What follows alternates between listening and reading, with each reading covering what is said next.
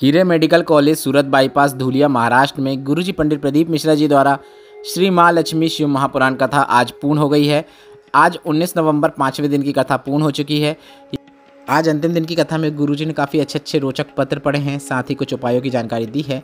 साथ ही कल काफ़ी अच्छा दिन है, कल सोमवार है और 20 नवंबर सोमवार इसलिए विशेष है क्योंकि यह सोमवार की अष्टमी वाला सोमवार है। और जैसा कि आप सभी को पता है, सोमवार की अष्टमी वह दिन होता है जिस दिन शिव और शक्ति का मिलन का दिन कहलाता है। ऐसे में हमने आपको आज सुबह ही एक वीडियो बना के बता दिया है जिसमें हमने 5 महा उपायों की जानकारी दी है। सोमवार अष्टमी के दिन किए जाने वाले सभी उपाय हमने वीडियो के माध्यम से करके भी बताए हैं।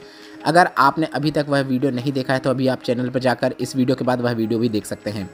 साथ ही इस वीडियो के अंत में भी हम आपको, अगर आप कोई उपाय नहीं कर पाते हैं, सोमवार अष्टमी के दिन आप कुछ भी नहीं कर पाते हैं, तो मात्र एक छोटी सी चीज़ शाम के समय प्रदोष काल में भोलेनाथ के मंदिर में अगर आप अर्पित कर देते हैं तो जिस कामना को मन में रखते हुए आप वह चीज़ अर्पित कर रहे हैं वह कामना आपकी शीघ्र अतिशीघ्र पूरी हो जाती है। अगली सोमवार अष्टमी के पहले आपकी मनोकामना पूरी होती हुई आपको नजर आती है।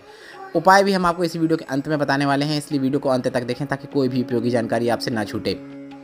आज 19 नवंबर अंतिम दिन की माँ लक्ष्मी शिव महापुराण कथा में गुरुजी ने कुल 11 उपाय पत्र और उपयोगी जानकारियाँ दी हैं। सभी की जानकारी आपको इस वीडियो के माध्यम से प्राप्त हो जाएगी। अगर किन्हीं कारणवश आपने आज की कथा नहीं सुन पाई है तो पूरी कथा का रास्ता तो आपको इस छोटे से वीडियो से प्राप्त होने वाला है। पिछले वीडियो में हमने आपसे प्रश्न किया था शिव पंचायत में कौन शामिल है। आपके ऑप्शन इस प्रकार थे: ए शनिदेव, बी अग्निदेव, सी सूर्यदेव, डी वायुदेव।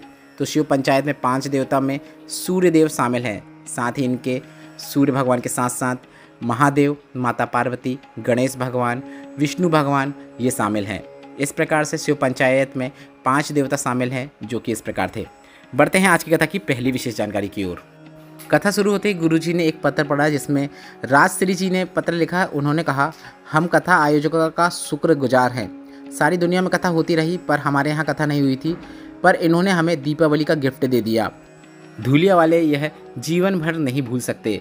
इसके साथ ही गुरुजी ने कहा कि एक जगह कथा रद्द होने के बाद धूलिया में कथा ली गई और मात्र 10 दिन में कथा की तैयारी करना, इतना बड़ा पंडाल तैयार करके खड़ा करना नामुमकिन कार्य था जो इन्होंने पूरा करके बताया है। यह सब भोलेनाथ की कृपा से ही संभव हो पाया है। बढ़ते हैं आज की कथा की दूसरी विशेष जानकारी की ओर। गुरुजी ने कहा, अगर आप किसी से प्रेम करते हैं तो इसलिए करते हैं कि वह आपको पसंद है, तो अगर उसमें कोई बुराई है तो आपको उसे हमेशा नज़रअंदाज करना चाहिए। उस बुराई को नहीं देखना चाहिए क्योंकि गुलाब के साथ कांटे भी होते हैं और हम गुलाब चुनने वालों में से हैं, कांटे नहीं। दुनिया में हर व्यक्ति के अंदर कुछ न कुछ बुराई होती ही है। ऐसा कोई व्यक्ति नहीं है जिसके अंदर कोई बुराई ना हो। केवल गौ माता ही ऐसी हैं जिसके अंदर कोई बुराई नहीं है। इसलिए गौ माता का गोबर भी पूजनीय है। हम गौ माता के गोबर से गोवर्धन बनाते हैं, घर में गोबर को लीपते भी हैं। बढ़ते हैं आज की कथा की तीसरी विशेष जानकारी की ओर। सोनाली नीलेश जी पत्र लेकर आए जिसमें उन्होंने लिखा, मेरे 6 वर्ष की बच्ची है जिसके शरीर में माताजी निकली, चेचक हुआ। 4 दिन बाद वह बेसुध हो गई। हमने हॉस्पिटल में भर्ती कराया। डॉक्टर ने चेकअप करके बताया कि उसकी ब्रेन की जो नसें हैं वह अपनी जगह छोड़ रही हैं, जिसके कारण ब्रेन ने कार्य करना बंद कर दिया है। साथ ही ब्रेन का बैलेंस भी बिगड़ रहा है। बच्ची दिन भर बिस्तर में पड़ी रहती थी, केवल सांस ही आ रही थी। डॉक्टर ने बोल दिया था बच्ची की कोई गारंटी नहीं है, ठीक होने में 6 महीने भी लग सकते हैं, 1 साल भी लग सकते हैं, या फिर वह जीवन भर ठीक ना हो, ऐसा भी हो सकता है। धीरे धीरे बेटी की बीमारी के 1 वर्ष निकल गए। बेटी का शरीर कार्य नहीं कर रहा था। फिर किसी ने शिवलिंग पर जल चढ़ाने को कहा। हम हमारी बेटी के साथ रोज़ शिवालय जाकर शिवलिंग पर जल चढ़ाते थे। लड़ाई इसी बात की थी कि रोज़ शिवालय जाते थे, फिर हमारी बेटी को ऐसी बीमारी कैसे हो गई। आंखों से आंसू बह रहे थे। तब मैंने मेरे भाई से कहा, जिस मंदिर में हम जल चढ़ाने चलते हैं चलो उस मंदिर से होकर आते हैं। रास्ते में एक पहचान वाली मिली जो मंदिर से जल चढ़ाकर आ रही थी। उसने मुझसे कहा, आपकी बेटी की तबीयत खराब है। हम सीहोर गए थे, सीहोर से हमने रुद्राक्ष लेकर आए हैं, यह रुद्राक्ष आप ले लो और इसका जल शिवलिंग पर चढ़ाकर आप अपनी बच्ची को देना शुरू करो। मैंने रुद्राक्ष वाला जल शिवलिंग पर चढ़ाकर थोड़ा सा जल प्राप्त करके बेटी के मुख में डाल देता और थोड़ा सा जल उसके शरीर में लगा देते और उसी दिन बेटी ने पहली बार हाथ पांव हिलाना प्रारंभ किया। डॉक्टर को दिखाया तो डॉक्टर ने कहा, हाथ पांव ऐसे ही हिल गए होंगे, आप बच्ची को घर ले जाओ। बेटी को हमने रुद्राक्ष वाला जल पिलाना शुरू किया। परमढ़ी की कथा हम सुन रहे थे। प्रदोष काल की वह कथा थी। मैंने बेटी के कान में हेडफोन लगाकर उसे भी कथा सुना रहे थे। बेटी कान में लगे हुए हेडफोन से ही चलकर मेरे पास आई और उस दिन से बेटी ने चलना प्रारंभ कर दिया। उसी का आभार व्यक्त करने हम कथा पंडाल में आए हैं। बढ़ते हैं आज की कथा की चौथी विशेष जानकारी की ओर। समाधान जी पत्र लेकर आए जिसमें उन्होंने लिखा, बड़ी दीदी के घर में बेटा गया था जो कि 8 वर्ष का था। पटाखा फूटने की वजह से उसका चेहरा जल गया। डॉक्टर के पास लेकर गए तो डॉक्टर ने लेने से मना कर दिया। इसके बाद हम दूसरे डॉक्टर के पास गए। डॉक्टर ने कहा इसकी प्लास्टिक सर्जरी होगी, पर आंखों की रोशनी आएगी या नहीं इसकी कोई गारंटी नहीं है। हम जिस ऑटो में लेकर उसे डॉक्टर के पास गए थे, उस ऑटो वाले ने कहा सीहोर वाले महाराज कथा करते हैं, वह कथा सुनो, साथ ही शिवलिंग पर जल चढ़ाओ। हमने शिवलिंग पर जल चढ़ाना शुरू किया। डॉक्टर अपना कार्य करते रहे। शिवलिंग पर हम जल चढ़ाकर थोड़ा सा जल उसके मुख में दे देते, थोड़ा सा जल उसके मुंह में छिड़क देते, क्योंकि उसके मुख में हाथ नहीं लगा सकते थे। बाबा का क्या गुणगान करूं, प्लास्टिक सर्जरी की भी ज़रूरत नहीं पड़ी। आंखों की रोशनी पूरी तरीके से ठीक तरीके से आ गई। बच्चा भी पूरी तरीके से ठीक हो चुका है। उसी का आभार व्यक्त करने हम कथा पंडाल में आए हैं। बढ़ते हैं आज की कथा की 5वीं विशेष जानकारी की ओर।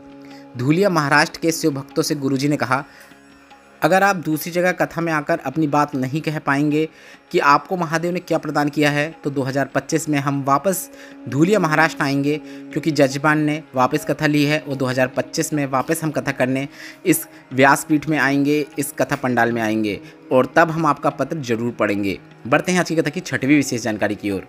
योगिता जी पत्र लेकर आई, जिसमें उन्होंने लिखा, बच्चा जन्म के समय ठीक था, कुछ समय बाद बच्चे को तकलीफ हुई।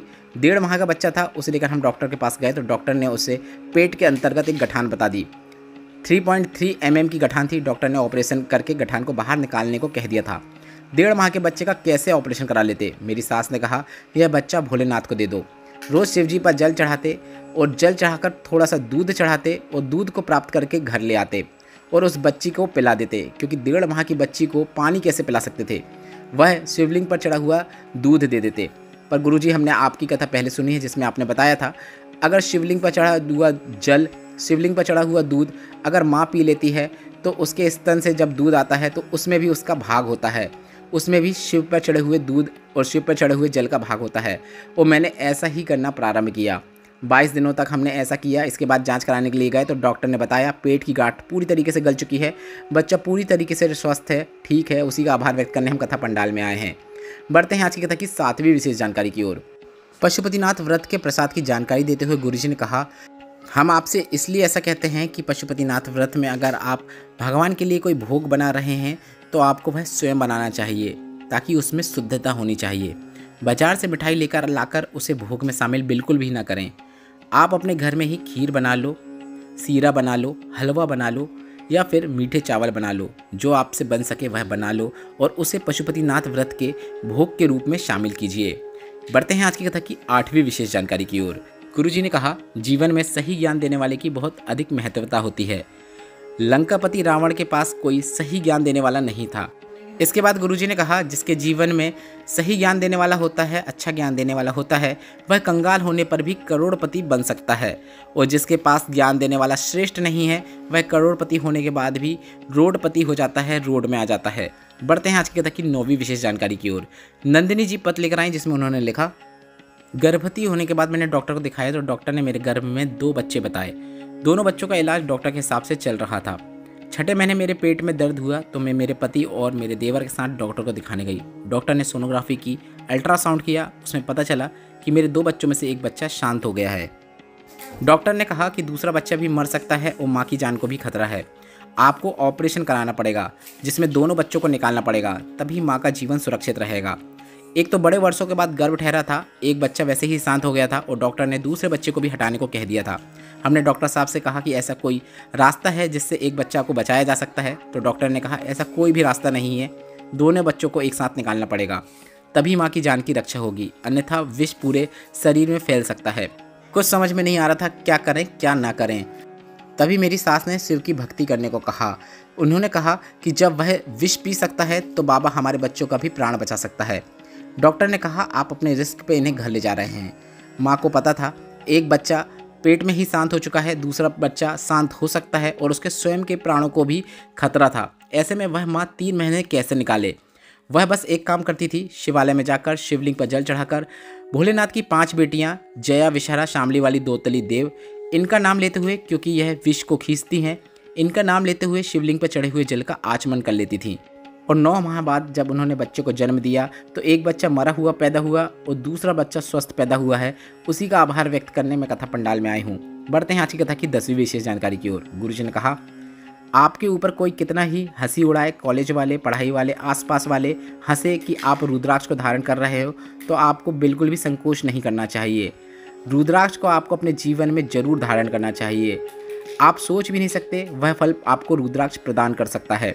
रुद्राक्ष धारण करने वाले पर भोलेनाथ की सदैव कृपा दृष्टि बनी रहती है। बढ़ते हैं आज की कथा की 11वीं और अंतिम विशेष जानकारी की ओर। जैसा कि आप सभी को पता है, कल है 20 नवंबर, सोमवार अष्टमी का दिन है और यह वर्ष में सिर्फ 3 से 4 बार ही आता है। और सोमवार अष्टमी का वह दिन होता है जिस दिन शिव पार्वती के मिलन का दिन माना जाता है। ऐसे में इस दिन किए गए उपायों का फल आपको शीघ्र प्राप्त होता है। पर अगर आप कोई उपाय नहीं कर पा रहे हैं तो बस आपको एक प्रयास करना है। सोमवार के दिन प्रदोष काल में शाम के समय, मतलब सूर्यास्त के 45 मिनट पहले से 45 मिनट बाद तक का समय प्रदोष काल कहलाता है। उस समय आपको शिवालय में जाकर शिवलिंग पर एक बेलपत्र अर्पित करना है। बेलपत्र माता पार्वती का रूप है और माता पार्वती के अश्रु से उत्पन्न हुआ है। ऐसे में आप अगर सोमवार अष्टमी के दिन शाम के समय प्रदोष काल में श्री शिवाय नमस्तुभ्यम बोलते हुए या फिर नमः शिवाय बोलते हुए या फिर ओम नमः शिवाय बोलते हुए एक बेलपत्र को शिवलिंग के ऊपर अर्पित कर देते हैं। इस प्रकार से बेलपत्र अर्पित करना है कि बेलपत्र की जो डंडी होती है वह जलाधारी की ओर होना चाहिए। इस प्रकार से आपको बेलपत्र अर्पित करना है। आप चाहो तो बेलपत्र की बीच वाली पत्ती में पीला चंदन या फिर लाल चंदन लगाकर भी बेलपत्र को शिवलिंग पर अर्पित कर सकते हैं। बस इतना कर देने के बाद आप हाथ जोड़कर श्री शिवाय नमस्तुभ्यम बोलकर भोलेनाथ से अपने दिल की बात बोल सकते हैं। महादेव आपकी मनोकामना अगली सोमवार अष्टमी के पहले निश्चित पूर्ण कर देते हैं। यह विशेष उपाय आप इस सोमवार अष्टमी के दिन प्रदोष काल में जरूर कीजिएगा। इस वीडियो में बताए गए उपाय से संबंधित अगर अभी भी आपके मन में कोई प्रश्न है तो वे प्रश्न आप कमेंट बॉक्स के जरिए पूछ सकते हैं।